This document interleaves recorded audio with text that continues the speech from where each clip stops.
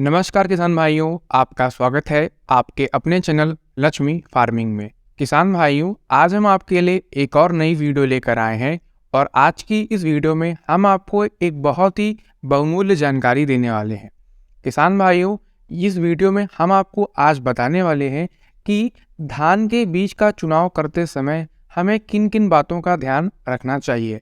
जैसा कि आप सभी ने टाइटल पर पढ़ लिया होगा कि आज हम इसी के ऊपर चर्चा करने वाले हैं कि आप जब अपने लिए धान का बीज मार्केट से खरीद रहे हैं तो आपको किन बातों का ध्यान रखना चाहिए जिससे आप अच्छी से अच्छी क्वालिटी का बीज खरीद सकें और उसको अपने खेतों में लगा सकें और अच्छी फसल लेकर अच्छा मुनाफा कमा सकें।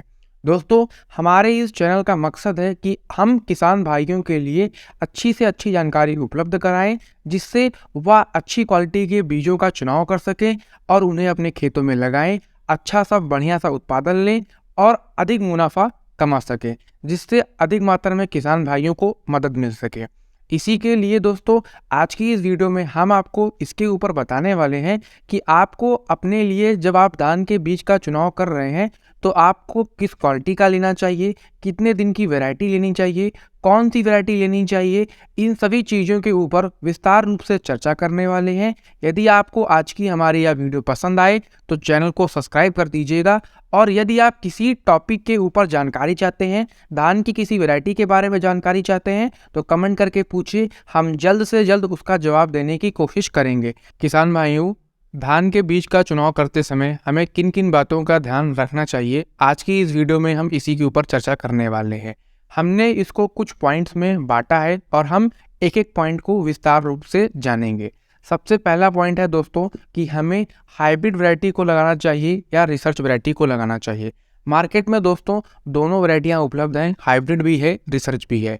अब ये आप पर निर्भर करता है कि आप कौन सी वैरायटी लगाना चाहते हैं या अब तक आप कौन सी वैरायटी लगाते हुए आए हैं। दोस्तों, दोनों ही वैरायटियाँ अपनी अपनी जगह अच्छी होती हैं। कुछ अच्छी बातें हाइब्रिड वैरायटी में हैं, कुछ अच्छी बातें रिसर्च वैरायटी में हैं और कुछ कमियां हैं हाइब्रिड वैरायटी में और कुछ कमियां हैं रिसर्च वैरायटी में। हम सबको एक एक करके जानेंगे। दोस्तों, हाइब्रिड धान की जो वैरायटी होती है वह बेशक अधिक उत्पादन देती है लेकिन खाने में थोड़ी सी कम स्वादिष्ट होती है। मार्केट में बहुत ढेर सारी कंपनी उपलब्ध है जो दावा करती हैं कि उनका हाइब्रिड धान बहुत ही अच्छा होता है खाने में, लेकिन दोस्तों हाइब्रिड धान की जो वैरायटियाँ होती हैं वह उत्पादन तो अधिक देती हैं लेकिन खाने में रिसर्च वैरायटी की तुलना में कम स्वादिष्ट होती हैं। और दोस्तों, जो हमारे धान की रिसर्च वैरायटी होती है वह उत्पादन कम देती है हाइब्रिड वैरायटी की तुलना में, लेकिन खाने में अधिक स्वादिष्ट होती है। इसलिए अब किसान भाई हाइब्रिड वैरायटी को छोड़कर रिसर्च वैरायटी लगाना पसंद करते हैं ज़्यादा। लेकिन दोस्तों, जो किसान भाई कांटे पर बेचना चाहते हैं सरकारी क्रय केंद्रों पर, वो भी अब रिसर्च वैरायटी लगा रहे हैं क्योंकि सरकारी क्रय केंद्र वाले जो अधिकारी हैं वह अब हाइब्रिड वैरायटी के धान को नहीं लेते हैं। इसका एक कारण है क्योंकि हाइब्रिड वैरायटी का जो धान होता है वह अक्सर जितनी भी हाइब्रिड वैरायटियां हैं या तो उनका धान मोटा है और दोस्तों खाने में बहुत ही बेस्वाद होता है, बहुत ही मोटा होता है, उत्पादन खूब होता है लेकिन उसको खाने में हमें अच्छा नहीं लगता है। इसलिए अब सरकार भी हाइब्रिड धान को खरीदना कम कर दिया है। हमारे क्षेत्र में तो बिल्कुल भी हाइब्रिड धान नहीं लिया जाता है। हमारे यहाँ अधिकतर मात्रा में किसान भाई रिसर्च वैरायटी को लगाना पसंद करते हैं। किसान भाइयों, धान के बीजों का चुनाव करने से पहले हमें किन बातों का ध्यान रखना चाहिए, उसका जो दूसरा पॉइंट है वह यह है कि आप कितने दिन वाली धान की वैरायटी लगाना चाहते हैं। दोस्तों, दो प्रकार के किसान भाई होते हैं, एक जो लंबी अवधि वाली वैरायटी लगाना चाहते हैं, एक जो कम अवधि वाली लगाना चाहते हैं। आप पर निर्भर करता है कि आप कौन सी वैरायटी लगाना चाहते हैं। यदि आपके पास लंबा समय है, आप 130 दिन, 140 दिन या 150 दिन वाली वैरायटी लगाना चाहते हैं तो आप उस वैरायटी का चुनाव करें। कुछ किसान भाई ऐसे होते हैं जो 100 दिन, 110 दिन या 120 दिन, ज़्यादा से ज़्यादा 120 दिन वाली धान की वैरायटी लगाना चाहते हैं तो आप उस वैरायटी का चुनाव करें। दोस्तों, दोनों वैरायटियों में क्या अंतर होता है?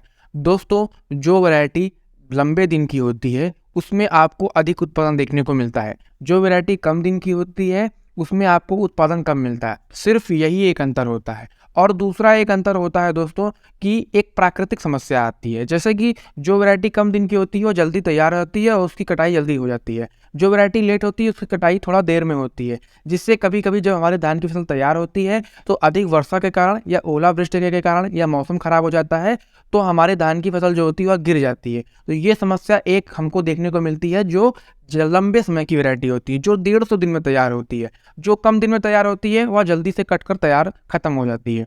तो आप यदि आप कम दिन की वैरायटी लगाना चाहते हैं तो कम दिन की लगाएं, लंबे दिन की लगाना चाहते हैं तो लंबे दिन की लगाएं। ये आप पर निर्भर करता है।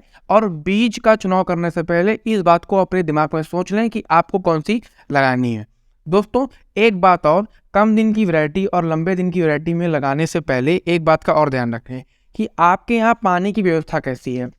यदि आपके यहाँ पानी की व्यवस्था खराब है, अच्छी नहीं है, कम है, सिंचाई का साधन अच्छा नहीं है, तो आप कम दिन की वैरायटी लगाएं। जिससे क्या होता है कि यदि आप एक सिंचाई या 2 सिंचाई भी कर देंगे और अधिक मौसम में जब हमारा मौसम चलता है जून जुलाई का, तो वर्षा होने लगती है, तो हमें सिंचाई करने की आवश्यकता ही नहीं होती, हमारा धान वैसे ही तैयार हो जाता है, हमारी फसल वैसे ही तैयार होती है।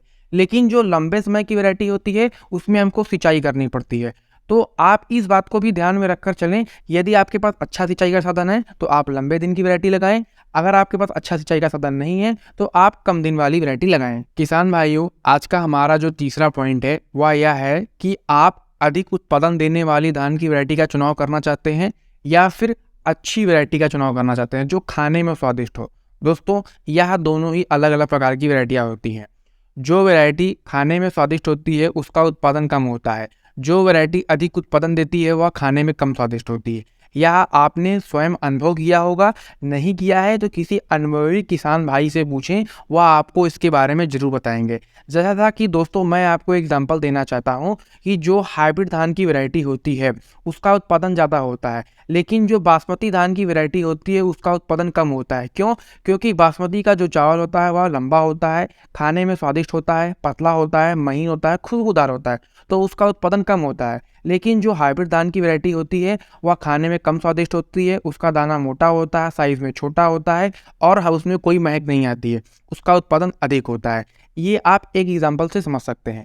अब यहाँ पर आपको तय करना है कि आप मार्केट में बेचने के लिए, कई केंद्रों पर बेचने के लिए, सरकारी कांटे पे बेचने के लिए लगाना चाहते हैं या फिर आप अपने स्वयं खाने के लिए लगाना चाहते हैं। तो यदि आप स्वयं खाने के लिए लगाना चाहते हैं तो आप अच्छी वैरायटी लगाएं जो खाने में स्वादिष्ट हो। चाहे आप हाइब्रिड में ले लें वो ऐसी वैरायटी या रिसर्च में ले लें, ये निर्भर करता है आप पर। यदि आप बेचने के लिए लगाना चाहते हैं, जिससे जब आपको बेचना है तो आपको अधिक से अधिक उत्पादन चाहिए, जिससे आपको अधिक से अधिक मुनाफा हो सके, रेट मिल सके, तो उसके लिए आप ऐसी वैरायटी का चुनाव करें जो महीन हो, अच्छी हो, जिसका चावल बड़ा होता हो और अधिक उत्पादन देती हो। लेकिन यदि आप खाने के लिए लगाना चाहते हैं तो आप अच्छी वैरायटी लगाएं जो कम उत्पादन दे, चलेगा, लेकिन खाने में स्वादिष्ट हो।